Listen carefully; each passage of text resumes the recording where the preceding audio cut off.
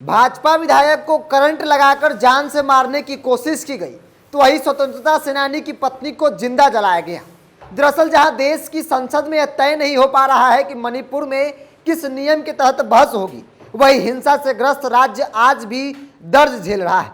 मणिपुर की ये दो कहानी पूरे देश को सोचने पर मजबूर कर दिया है। यह घटना मणिपुर की है, जहां एक भाजपा विधायक को करंट देकर मारने की कोशिश की गई तो वही दूसरी ओर स्वतंत्रता सेनानी की पत्नी को जिंदा जला दिया गया। दरअसल मणिपुर को लेकर हर तरफ चर्चा हो रही है। देश के तमाम जो लोग हैं वो सोचने पर मजबूर हो गए। जो तस्वीरें और जो वीडियो वहां से वायरल हो रहे हैं, इसी बीच दो कहानी सामने आई है, जिसमें एक में भाजपा के ही विधायक को करंट लगाकर जान से मारने की कोशिश, तो वही दूसरी ओर स्वतंत्रता सेनानी की पत्नी को जिंदा जला दिया गया। दरअसल भाजपा के विधायक है उगंजगिन वाल्डे, मणिपुर के बीजेपी विधायक हैं। इन पर 4 मई को जानलेवा हमला हुआ। लंबे समय तक दिल्ली में इलाज कराने के बाद अब मणिपुर से बीजेपी विधायक वाल्टे बेड रेस्ट की स्थिति में है। उनके पत्नी से जब मीडिया कर्मी बातचीत कर रहे थे तो वो अपने आप को रोक नहीं पाती है, वो रोने लगती है। फिर उनके बेटे ने 4 मई की पूरी कहानी बताई। इस जख्मी बीजेपी विधायक को करंट के झटके दिए गए।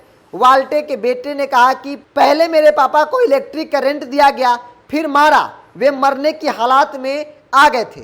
जख्मी विधायक के बेटे से जब पूछा गया कि क्या वो इम्फाल वापस जाएंगे तो उन्होंने कहा कि इम्फाल तो हम लोग फिर कभी नहीं जाएंगे। उन लोगों ने हमें निकाल दिया, हमने मैतई के साथ कोई दूरी नहीं बनाई, लेकिन कुकी लोगों को वहां से निकाल दिया गया है। हम लोगों को फिर से वहां जाने में डर लग रहा है। मणिपुर में सत्ताधारी सरकार में शामिल बीजेपी विधायक के बेटे तक फिलहाल अपने राज्य डर से नहीं लौटना चाहते हैं। मणिपुर में सत्ताधारी दल के विधायक के बेटे और उनका पूरा परिवार जान जाने के डर से मणिपुर वापस जाना नहीं चाहते हैं। यह है मणिपुर की स्थिति। वही बात अगर स्वतंत्रता सेनानी की पत्नी की जाए, जिन्हें जिंदा जला दिया गया। इसके अलावा एक और तस्वीर सामने आई है जो सोचने पर मजबूर कर देगी। मणिपुर में स्वतंत्रता सेनानी की पत्नी तक को हिंसा में घर के भीतर जलाकर मार दिया गया। यह घटना है इम्फाल से 80 किलोमीटर दूर की। यह तस्वीर आजादी के लिए लड़ने वाले देश की सिपाही की है, जिनकी पत्नी को 28 मई को घर में ही उपद्रवियों ने जलाकर मार दिया।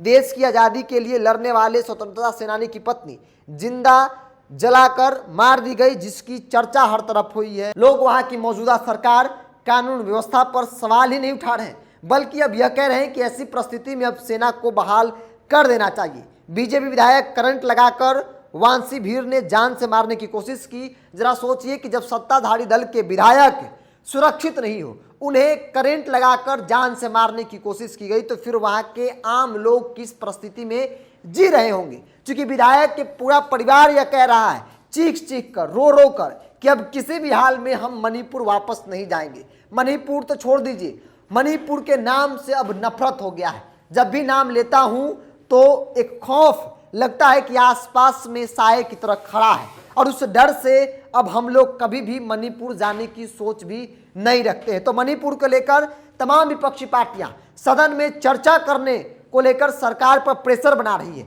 लेकिन सरकार तय नहीं कर पा रही है कि आखिर मणिपुर पर कैसे चर्चा किया जाए, जवाब क्या दिया जाए। सवाल पूछे जा रहे हैं कि मणिपुर में जो परिस्थिति बनी है उसका जिम्मेदार कौन है। आखिर 3 महीने से मणिपुर जल रहा है, बावजूद भी अब तक कठोर कार्रवाई या फिर कोई बड़ा एक्शन क्यों नहीं लिया गया है। चूंकि राज्य सरकार पूरी तरह से हर मसले पर फेल है। राज्य के मुखिया का बयान आता है जिसमें वो कहते हैं कि मणिपुर में मात्र एक वीडियो वायरल नहीं हुए, ऐसे कई ऐसे तस्वीरें आई हैं जिसमें महिलाओं पर अत्याचार हुआ है, महिलाओं के साथ सब कुछ हुआ है जो नहीं होना चाहिए था। जरा सोचिए कि जब राज्य के मुख्यमंत्री का एक ऐसा बयान आता हो तो उस राज्य की क्या स्थिति आज की तारीख में है। लोग डर डर कर जी रहे हैं, घर से निकलकर उन्हें बाहर जंगलों में छिप कर रहना पड़ रहा है कि कहीं उन्हें दंगाई आए और दंगाइयों का शिकार वो न हो जाए। बहरहाल आप क्या सोचते हैं इस विषय को लेकर, अपनी प्रतिक्रिया कमेंट्स बॉक्स में जरूर रखें। आप मेरे वीडियो को यूट्यूब पर देख रहे हैं तो चैनल को सब्सक्राइब कर लीजिए, फेसबुक पर देख रहे हैं पेज को लाइक कर लीजिए, फॉलो कर लीजिए।